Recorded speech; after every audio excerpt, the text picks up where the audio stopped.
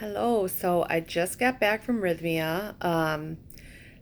I spent January 7th through or 6th through 13th there with four ayahuasca ceremonies. I was a little nervous going in because the anticipation of not knowing what to expect from the ayahuasca. I'd listened to a bunch of stories from other people who have done it, and everybody's experience is different. And I had expectations of what to expect and what I hoped to see and what I thought I would see. So there was a little bit of anxiety going in of what am I actually, what's it going to be like? Am I going to see anything?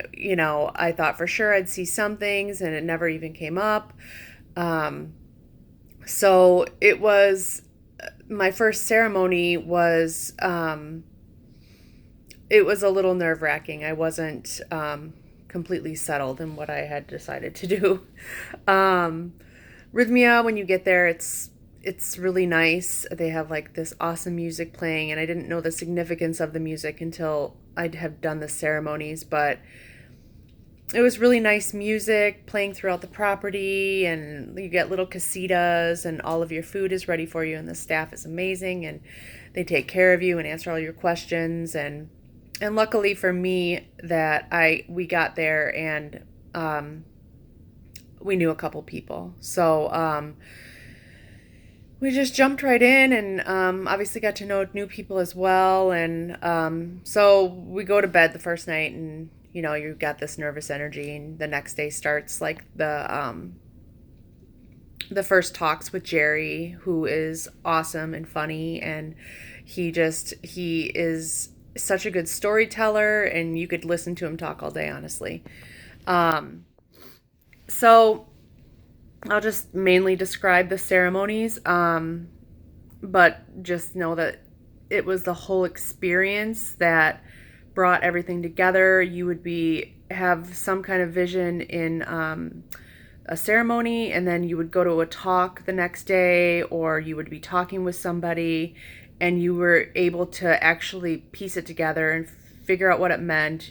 You could see yourself in action, more aware of what it was trying to show you. It was really the whole experience. It wasn't just the ayahuasca. So the first night, lay down, like I said, no idea what to expect. And then it takes a while for the shamans to bless. They do a ceremonial blessing of the ayahuasca, and so you wait, you listen, and they play drums, and they make a lot of noises, which you come to like really love. Like there's the saying that um, they do this sound before they give you the ayahuasca, because it's the sound you hear when you are born. So they'll give you like the cup, and they'll go oosh, oosh, oosh, oosh, and then they give it to you, and it's just like it's really cool. Like you come to really love that sound, and they make sounds and stuff during the ceremony like are the same thing. Okay, so I take my drink, my first drink, and I lay down, and I'm just like, come on, show me, show me, show me who I've become. That was my first intention. And these are intentions that Rythmia has suggested for you to figure out, because if you figure out who I've become, merge me with my soul at any cost, and heal my heart, you really won't have any other questions, because that will lead you to peace. So the show me who I've become was my first night, and I just thought I was gonna trip. I did not. I didn't think that what happened would happen. It took a little bit to um, get any visions or whatever, and then it just like rained like a purple drape over my head, and I was just like, this is cool, this is neat. And then it started, and I saw just toys, just falling toys over and over. And then if the music changed, it would change to like a carousel with drapes and very soft and drapes, and then baby toys, and I would just follow the baby toys and I couldn't help but smile, and it was just toys and toys and toys, um and I was just like, what is going on? It was like Lisa Frank. If you know what Lisa Frank stickers looked like, that's what all of the toy colors were. And then it was just like the Lisa Frank stickers over and over. So I kept saying that it was like 80s toys. So, and then I got the urge to purge. And I get up on my knees and I go to my bucket. And then all of a sudden I feel one of the shamans tap me on the shoulder. And when somebody's purging or going through a hard time, they have this, what they call sweet, I don't know, it's like, they call it like sweet liquid or something. And they put it in their mouth and they will blow it over you. And it's really nice, and it smells really good. And so they just do this thing where they're like, pew, pew, and they make this sound with it. It's really cool.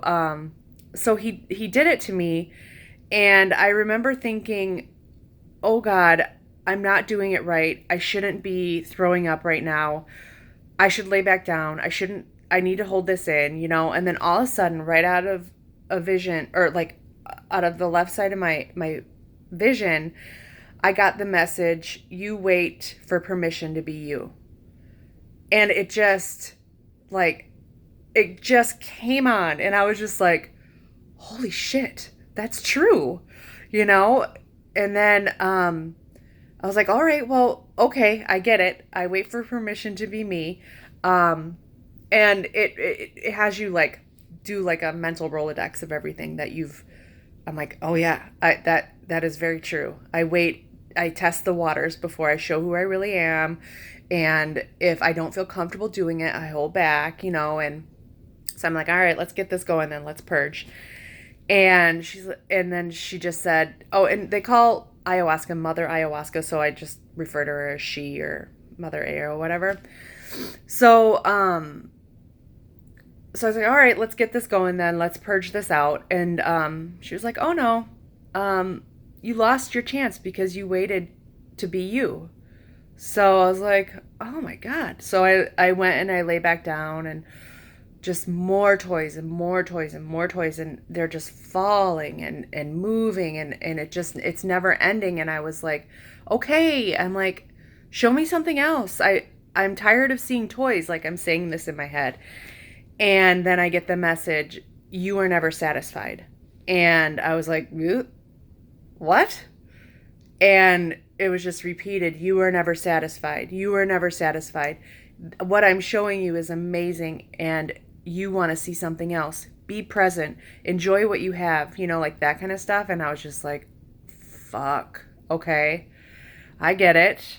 But I didn't, because she told me several more times during that night that she would catch me when I was doing it, and she would say, you were never satisfied. I'm like, okay. And what I noticed is and then like a lot of times she repeated the same thing over and over again to show me. And I think those were the things that I really needed to work on to grow. Even though at the time I was annoyed because I was never satisfied. So then I see more toys, and then I see this girl that I went to elementary school with, and she's holding a toy.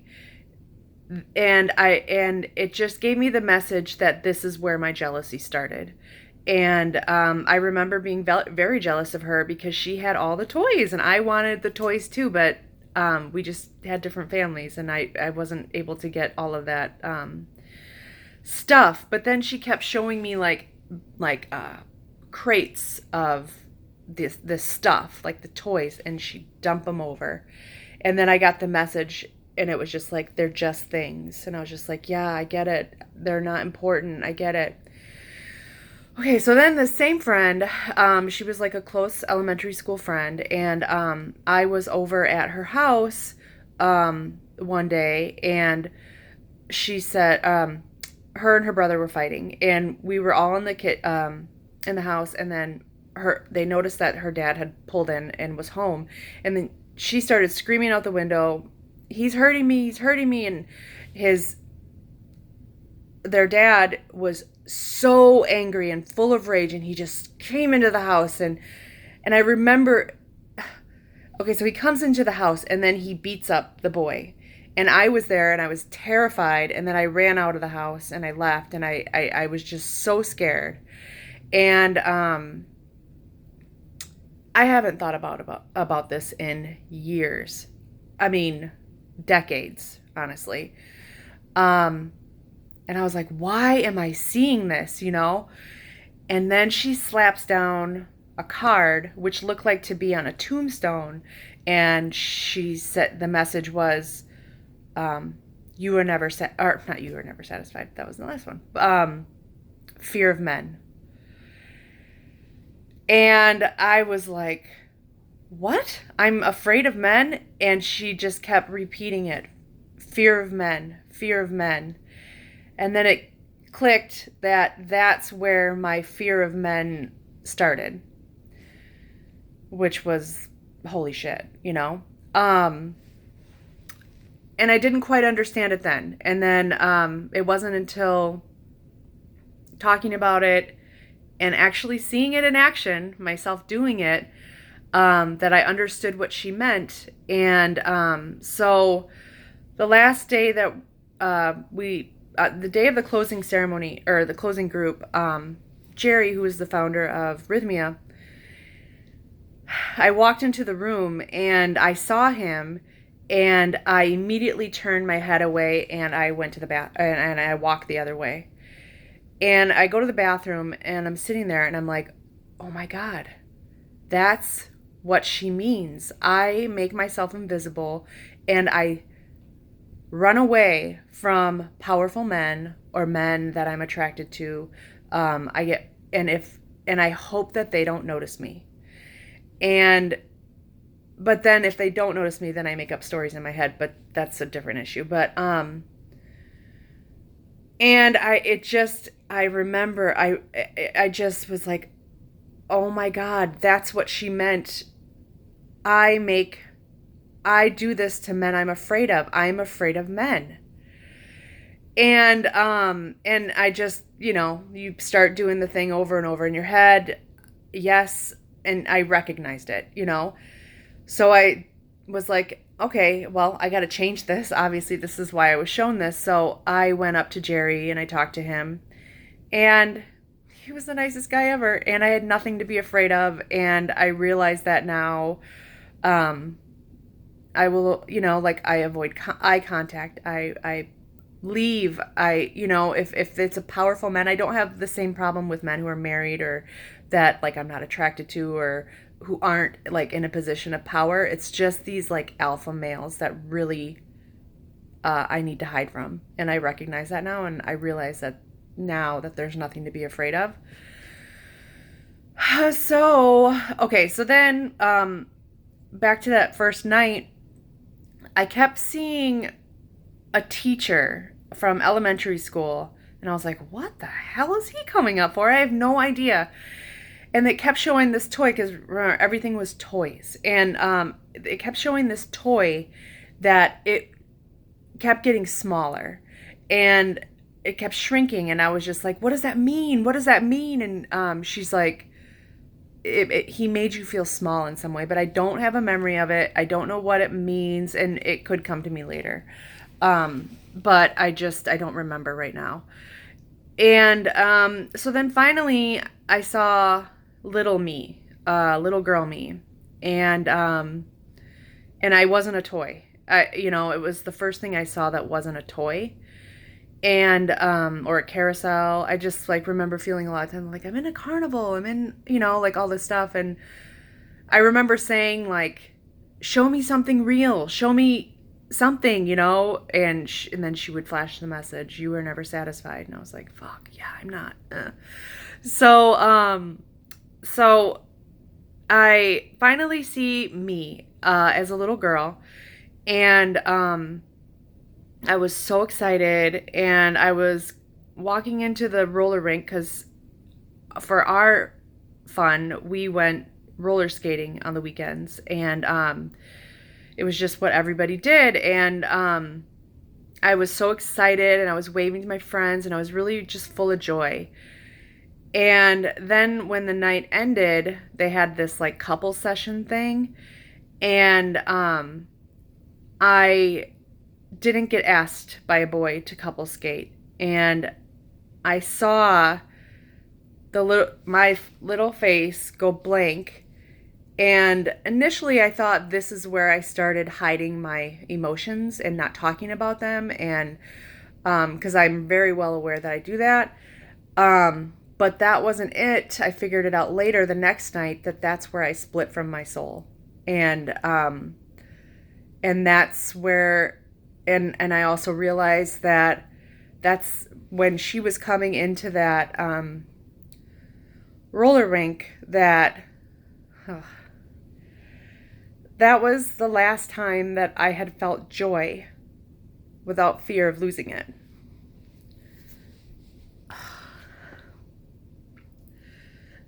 Okay, so I was able to hold her and like hug her and, comfort her.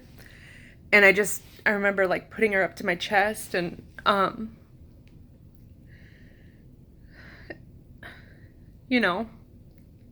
just like comforting her. And so I kept repeating to her, like, it's okay to be sad about this. You don't have to hide it, And,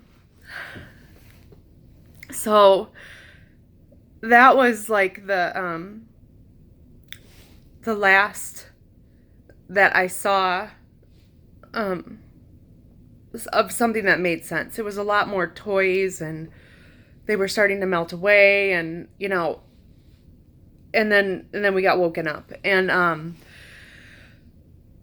the, the next day they're like, don't worry, if you didn't like last night, no night is the same, and this could be completely different. I was like, oh yes, because it's really hard to understand all the negative stuff about you, but I understand that why we have to do it. So the next night was like the best night of my life. This was the night my intention was merge me back with my soul at any cost. So lay down. I'm excited not to see toys anymore, but what do I see? Toys. I see toys, and these are different kinds of toys. These are like tripped out toys. Like, they make no sense. They're not any toys that I've ever played with. They were almost animated in this very weird way. And I remember saying to Mother Aya, I was like, no, I'm not supposed to have the same visions the next night. I need something else. And she says, I'm not done. I wasn't finished. So I'm like, so all right. So they start showing the toys again. I say, okay, show me the little girl again. I want to comfort her. And they just start showing all of these toys, and then they start melting. And I kept saying, show me her, show me her, show me her, And the toys are melting away, and then it transfers over into this very bright little piece of light. It kind of looked like this, but it was pink, and it was dancing all around. And at first I was like, I kept saying, show me her, and I'm just like begging. And I realized the music's picking up, and she's dancing, and this thing is dancing and moving around, and I just started like screaming, not outside, but inside. I'm like, that's her. And then it just like came around. I was like, that's me, like that's me. And then I figured out that was my soul. And then when my soul realized that I recognized it, she turns around, and then first I start like sobbing. I lost it. Like, I don't think I could have cried any harder. I was so happy. And I just remember saying, I am not a person. I am a soul. And I was just like, that realization. And once I finally was able to like get it together, I closed my eyes again so I could see more. And I was playing with her, And I just remember saying, and she was like so playful and funny and cute, and she would like go like that to me. Like at some point she would have faces, and we were just playing together, and I was just like, I love you. And I was just like, I love you. And then um I kept trying to scoop her into me, and I scooped her in, and I was just like, I love you. And then it just became this realization. I was like, I love me, and I was like so ecstatic. I cannot explain it. I was just the happiest I've ever been. And I remember thinking later, like, that was the first time I had felt joy since the last time when I was a little girl that I saw the night before. And it was euphoric. And I was able to get up that night because the night before I mean, out of my mind. I was so heavy. I could barely move. It felt like I had a screen over my face the whole time. And but this night I could not stay on my bed. I had to get up. I had to go walk around. I was walking around. I was like looking up at all these freaking stars. There were so many, and I was just like, nothing matters. I was like, nothing matters. I cannot believe I've ever worried about anything. I am in here, like this doesn't even exist, and I was just like, and then it just was like, why am I choosing to be unhappy when my only purpose here is to enjoy it, because this is not forever. This body is not forever. My relationships are forever. I have to enjoy it. Nothing that I worry about matters. I was just like, and then I was just like, I did it. I was just like celebrating myself. And then the howler monkeys started talking, and I felt like they were celebrating me too. And I was so happy, and I just laid down. I look out the stars, and and I went to the fire, and I gave away all of my insecurity and my fears, and just anything that I didn't want to carry around with me anymore. I was just like, I'm done. I'm gonna enjoy this life, and and and I have to keep this soul happy because I love her, and that's just like, it sounds like I'm a lunatic, but like this is like what I know to be true now. I was just like, nothing matters, and so I didn't think I was going to be able to go to bed, but then I had to go back to bed because my eyes just start closing, and I just had no choice. And so I go back to bed, and I just really thought I was going to go to sleep, but then I see my soul again, and I said, okay, because they said, once you get your intentions asked, you can start asking something else. And so I said, what is my purpose? And I see my little boy's face like slide in like this, and he was like, and I was like, oh my God, it's Keen, like he's my purpose. And I was just like, oh baby, and then his face and body melted away, and then I saw his soul too. And then we started playing together, and then I said, and then after we were done playing, I was so happy. And then I was just like, well, where's Mary? Where's Mary's soul? I have to be playing with her too. And then Mary's soul like comes, and Mary's my twin. And Mary comes in, skidding in sideways. And we were just loving each other. We were so playful. And we were just like making each other crack up, like obviously. And it was just the most beautiful effing night of my life. And I was just like on cloud nine. And Mary came over after the ceremony, and she was not, she wasn't really happy because it was like the second night in the row that she didn't really get anything, and she was upset. And I was just like, Mary, I saw your soul. You're gonna be okay. Like you're gonna be okay. You're happy, your soul is happy. And we played together, and I told her everything, and it was just like the best. And so the next night I did not think that I was like, well, because the next intention is to heal your heart. And I was just like, I found my soul. very naively, I'm like, I think I'm just gonna tuck it inside my heart, and I'm fixed, and I'll just like have an easy night, and I'll just see like all of this like glowing stuff and like hearts everywhere and like all of this stuff, and I was like, yeah, it's gonna be easy, but wrong. So I was getting so uncomfortable. All the noises, the people purging. There was a woman next to me who would not stop laughing. Um, I could not get comfortable. My arms kept falling asleep. I kept tossing and turning, and I was getting so annoyed. And I was like, I'm never doing this again. I'm not doing the ceremony tomorrow. I might actually leave. I was just so uncomfortable. And then I realized why. Once what came, I realized that's why I was so uncomfortable.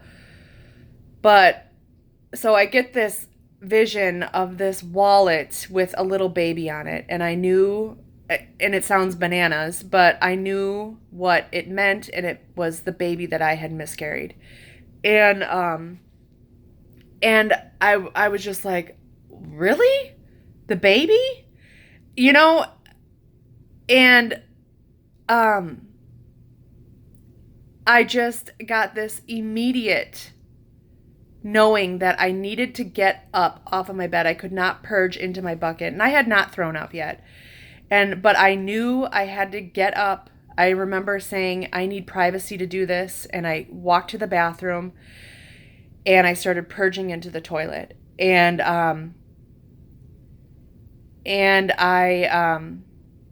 purged, and I was like, it was almost like a birth out of my mouth. I remember saying, come on, baby, and just like trying to get it out. And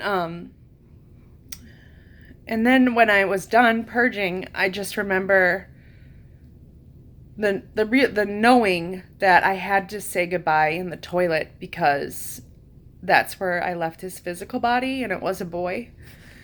And it was just like, it was so clear to me, like that's why I got up out of the bed, even though it was very hard to do that.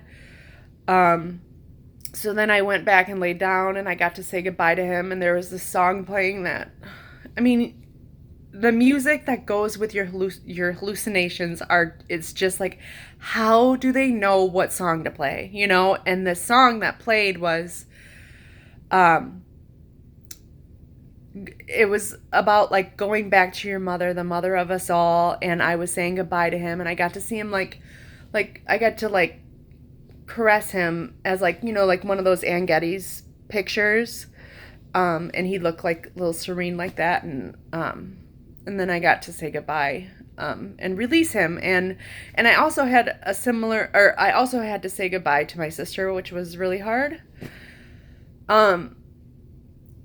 But the most significant, so the next day I sent a message to my ex-husband, and I said, hey, I just want you to know that last night I said goodbye to the baby.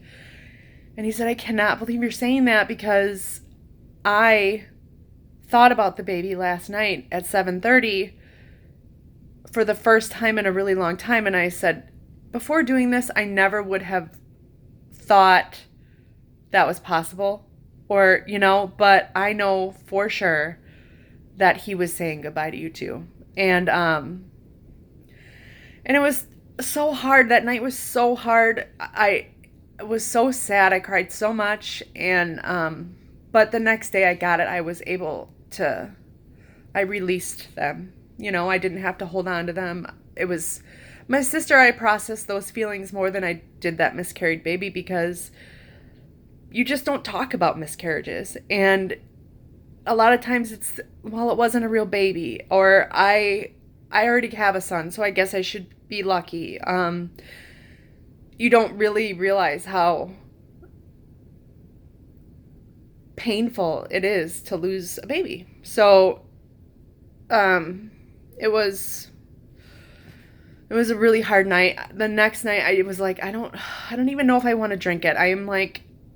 I'm so exhausted. And but the Thursday night ceremony is the all night ceremony, and it went from like 7:30 p.m. all the way until 9:30 the next morning. It was so long, and we had to drink this drink called yahe, and they had a live band, which, oh my God, this band was just amazing. And I took two of the shots, which was the worst things I've ever tasted in my mouth, and all I did was shit all night. And I slept, and I had pains in my kidney and a burning fire in my stomach. And so I know it was working on the inside. I didn't see any hallucinations. I don't know what it was doing, and that could come to me later.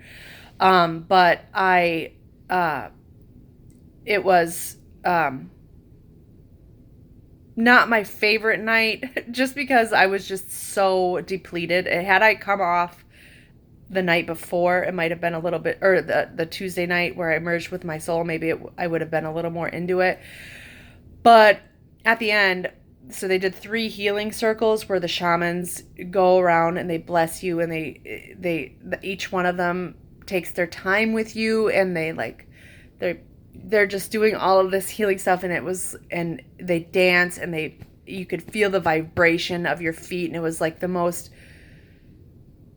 probably beautiful thing I've ever been a part of. I mean, it was just amazing. It's hard to explain. So yeah, so when I went, I was like, there's no way I'm doing it once. I'm done. If I don't get what I need, I guess I'm not supposed to get what I need. If I do get what I need, that's it. That's all I need. And the day before we left, we're like, we're coming back.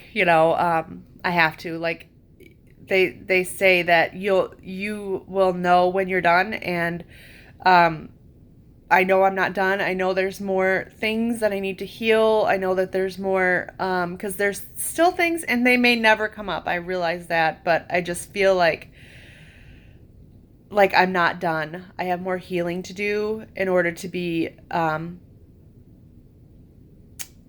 guess, the spiritual being I have a calling to be. And I know that sounds probably crazy, but you don't know until you know what this does to you. So, and that was my experience. And I this music that they played, I got it to listen to. It moves me in no way that I've ever been moved by music. It is beautiful, and I cannot wait to go back. We're probably going to go back next January. And yeah, and so if like there before I went, there was this thing. I remember Paul from Recovery Elevator, he shared his story, and I remember when he was talking about a certain part, my hands got sweaty and my heart started pounding, and I was like, what the fuck's that? And I sent him a message, and I was just like, hey, your story really moved me. It just was very profound to me. And then a couple weeks or months later, I was watching a video with Jerry, who's the founder of Rythmia, and he said, not everybody's going to be called to do ayahuasca.